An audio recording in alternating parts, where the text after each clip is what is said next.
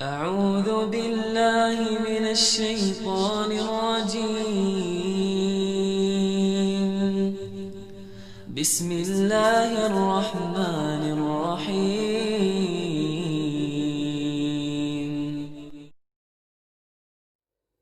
Assalamualaikum warahmatullahi wabarakatuh.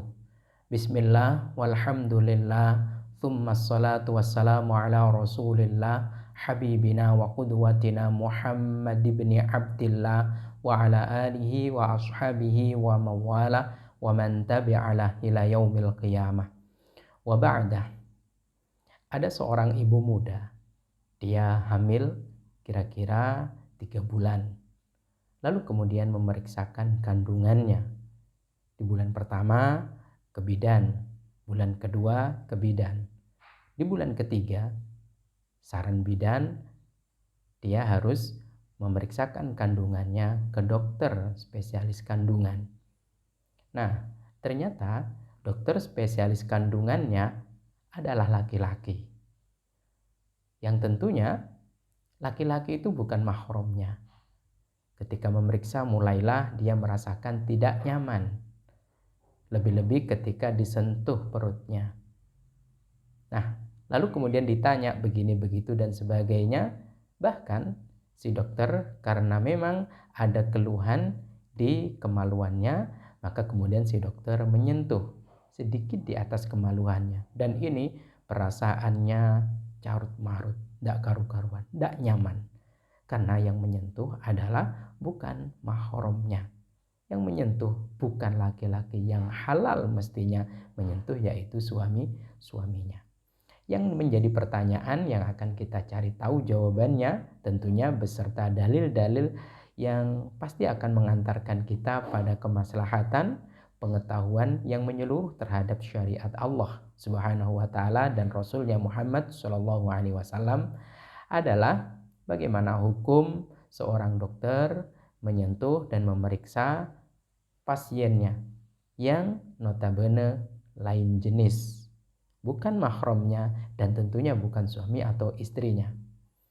Nah, pertanyaannya, jawabannya kita buat umum saja agar supaya lebih meluas dan menjadi jawaban bagi semua.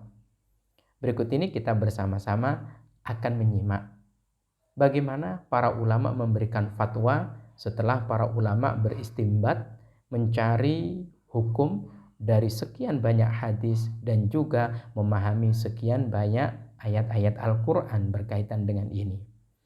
Bismillahirrahmanirrahim. Qauluhu fayazuju nadharut tabibi minal ajnabiyati. Dari komentar bahwasannya boleh seorang dokter melihat pasiennya dengan tujuan untuk memeriksa dan hendak memberikan resep agar supaya mendapatkan obat yang tepat. Nah, yang diobati adalah ajnabiyah. Bukan suaminya, bukan istrinya, dia juga bukan mahram. Itu yang disebut ajnabiyah. Nah, kebolehannya itu ai bisyarti ayyakuna tabibu aminan. Syarat pertama kebolehannya adalah tabib atau dokter itu amanah. Nah, tentunya dokter itu sudah diambil sumpahnya agar supaya amanah, agar supaya benar-benar menjalankan profesinya dengan penuh tanggung jawab dan penuh dengan integritas yang tinggi. Yang kedua, wa ayyamanul iftitan. Yang kedua, aman dari fitnah. Artinya aman dari fitnah adalah dia tentunya sudah ada pendampingnya. Siapa asistennya? Mungkin perawatnya. Wa alla yakshifa illa qadral hajati. Dan juga yang ketiga syaratnya tidak membuka kecuali sesuatu yang memang harus dibuka. Tidak menyentuh kecuali memang sesuatu yang harus disentuh. Yang dibutuhkan untuk dibuka yang dibutuhkan untuk disentuh. Melebihi itu maka khianat namanya. Sehingga kalau kita ambil keseluruhan hukumnya memang lebih-lebih di dalam Fathul Qorib ala Hasyiyah Al-Bajuri dijelaskan wal khamish an-nadru litadawati fayajuzu nadru tabib minal ajnabiyati ilal mawadi illati yahtaju ilaiha fil mudawati hatta mudawatil farj. Dibolehkan bagi seorang dokter melihat atau menyentuh tentunya pasiennya yang notabene beda jenis sampai pada titik-titik yang mestinya itu amat sangat terlarang untuk disentuh dan dilihat. Termasuk di sini hatta mudawatil farj. Sampai kalau memang ada dokter seperti dokter spesialis kelamin, maka dia tidak bisa kecuali memeriksa kemaluan laki-laki atau perempuan padahal dia lain jenis, maka itu juga diperkenankan. Wa yakunu dzalika bihuduri mahramin au zaujin au sayyidin. Nah, hendaklah itu didampingi oleh mahramnya. Saudara kandungnya mungkin, bapaknya mungkin, kakeknya mungkin, atau suaminya. Atau kalau dia seorang hamba sahaya ditemani oleh sayyidnya, oleh tuannya.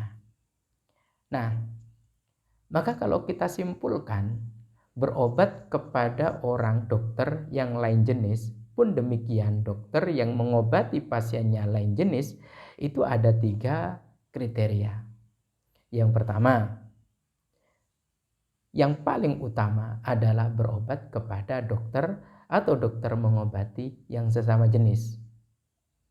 Kalau memang itu memeriksakan kandungan, cari dulu informasi di mana dokter perempuan, dokter spesialis kandungan. Itu yang paling utama. Kalau memang kaum laki-laki, dia sakitnya itu di kelaminnya, maka juga mencari dokter spesialis kelamin ke dokter yang laki-laki. Diupayakan itu yang pertama. Yang kedua, kalau tidak bisa, pastikan bersama mahramnya atau bersama suaminya atau bersama sayyidnya. Dan yang ketiga, kalau memang dokter spesialis tersebut tidak ada kecuali lain jenis, sementara mahram tidak bisa menemani, maka kembali pada 3 syarat tadi. Yang pertama, pastikan dokternya amanah. Yang kedua, aman dari fitnah. Yang ketiga, tidak membuka atau melihat aurat kecuali memang dibutuhkan untuk memeriksa dan memberikan penjelasan agar mendapatkan informasi yang pasti, lalu kemudian memberikan resep yang berguna dan bermanfaat tentunya. Nah, inilah 3 tingkatan atau 3 kriteria yang harus kita renungkan. Utama dan juga ada yang baik tentunya. Yang terakhir tadi kalau memang tidak bisa, tidak, syaratnya harus terpenuhi. Dan ini boleh. Ini boleh. Semoga bermanfaat. Wallahu a'lam bishawab. Assalamualaikum warahmatullahi wabarakatuh.